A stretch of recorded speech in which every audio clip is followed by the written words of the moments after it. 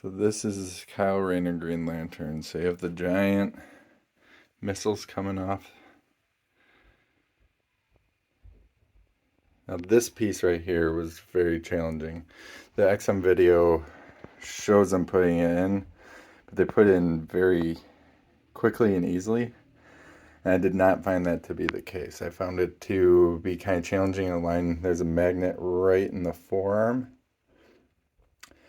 and then magnet in there, and you have to get the piece in, but then it kind of wobbles. It took me a lot of attempts to get it in, but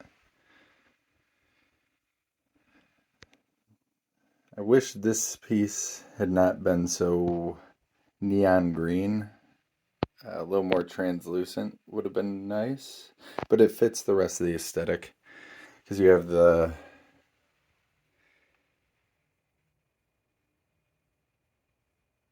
power coming off the back that has that same type of tone, and the front of the mech head also has that. And then you get into more of a refined, like pearl green as you move through. I take that as more of that's where the parts are kind of fully developed. It's a piece in motion. And you come up, his head. I wish there was a little more tone throughout the hair, but they have some dark browns to highlight and then black underlining it. The mouth is incredible. The teeth, I've always heard XM did great teeth.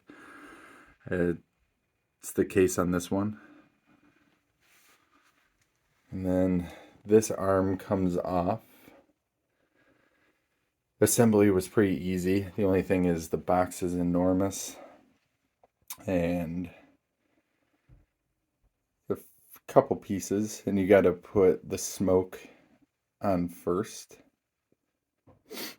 And then the rockets go on, or missiles go on after, and then you start putting the head, the smoke coming down here, and you put the power construct coming off, and the arm go on all last.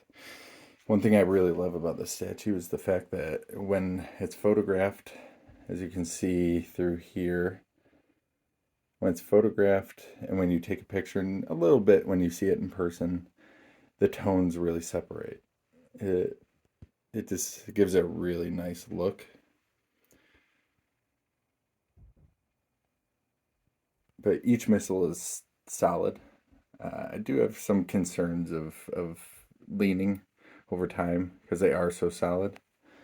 But if you take it off, you see here that it's got a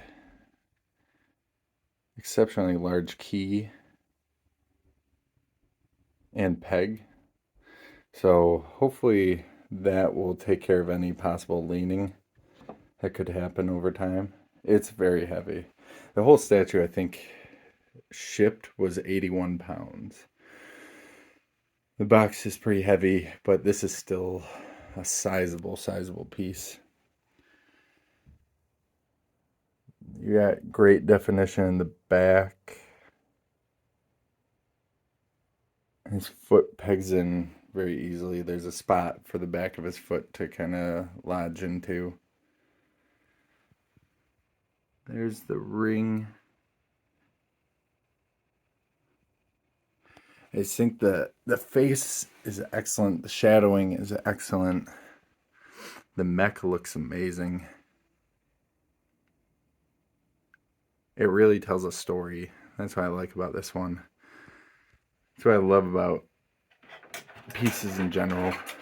Sideshows usually tell a story, but it's more limited. I find that Sideshow doesn't really concern themselves as much about the base, which, you know, you get cheaper price point. So I like that. But it just, every angle, this thing really impresses. As I said, everyone that's walked into my office that's seen this they're kind of at a loss for words, and this one has definitely jumped up on the top of my kids' list of favorites.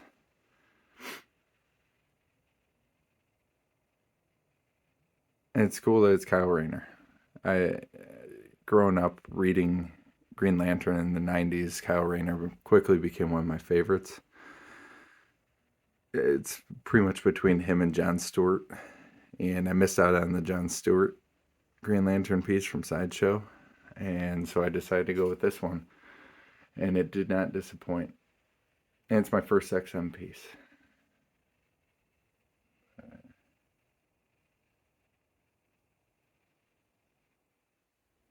And the working of the wires and stuff within this mech is pretty amazing. The detail is this unbelievable.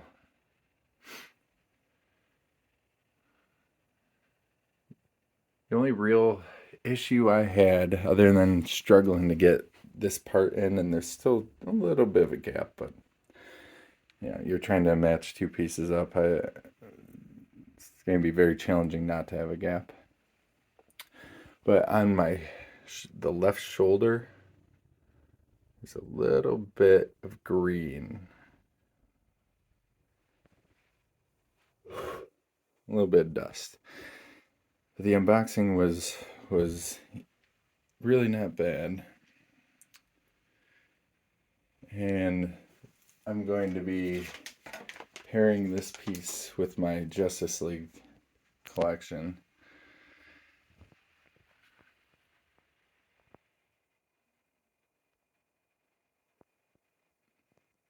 Now the Cyborg, the Superman, and the Aquaman are all pieces I'm putting together myself. I 3D printed them and I've been painting them. Still getting a little of that work done, but with Flash, Wonder Woman was a rebuild, but she looks great. I think this piece is going to fit in really, really nicely when I end up getting a better display option. And unfortunately, my office is just kind of a mess right now. And then, if you're wondering, the Joker piece, I got that one completely shattered, and so that has been a rebuild. But he's coming together little by little. I had to rebuild the coattails, print off a new hand, and paint it. And I'm going to be going through and doing reviews of my pieces as I figure out more what to do with filming this stuff. But I just figure Kyle Rayner is a good place to start because I'm not really seeing any reviews out there yet, and this piece deserves a review.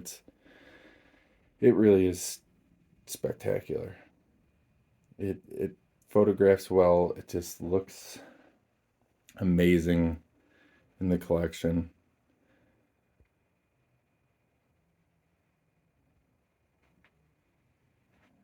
I apologize for the mess. Just had a lot going on, but I do have a couple Marvel pieces. But as a whole, it's all coming together, and yeah, this Kyle Rayner piece, I would say if you have the money, there's still a few out there, I believe. It's worth it. I know it's quite an investment, but if you're looking for a Green Lantern piece to really change your collection, and you have any sort of connection to Kyle Rayner, this is the piece to go with. I haven't seen any Green Lantern that really compares to it to this point. The John Stewart from Sideshow, as I said, I wanted that one. I think that one looks phenomenal. I haven't seen it in person. But between Kyle Rayner and John Stewart, they're kind of tied for my top Green Lantern. And I think this one really shows the power and kind of majesty of the Green Lantern as a character, as a Green Lantern Corps, what they can do. And then with Kyle Rayner's creativity as an artist. That's how you get the mech, and it's phenomenal. Every bit of it. And they use so many different shades of green, pearlized.